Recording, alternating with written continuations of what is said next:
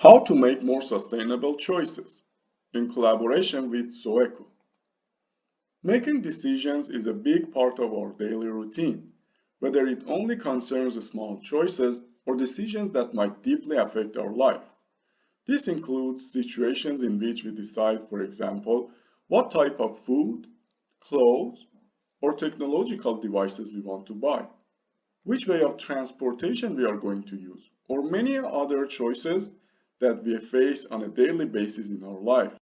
We base our decisions on different factors, such as our needs, money, time, social norms, and our personal interests.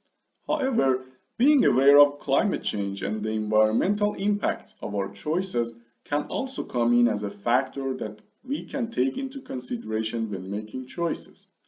Our challenge is how to help and encourage people to consider sustainability into their decisions more frequently.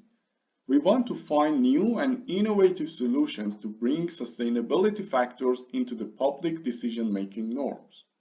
Here are some examples. In the Finnish city of Lahti, citizens were offered a sustainability budget. So if you didn't take the bus to school and instead cycled, you could use your virtual euros to enter a local swimming pool. In Stockholm, Time Village was set up to make it easy to share your skills and time with new people and get help back in return. Or near the Swedish city of Malmö, Mirdo Company is creating a community called Embassy of Sharing, with this idea that by sharing products, services, surfaces, and experiences, we can together achieve more and consume less. These were just some examples, and the question is, what is your brilliant idea? Thanks for your attention.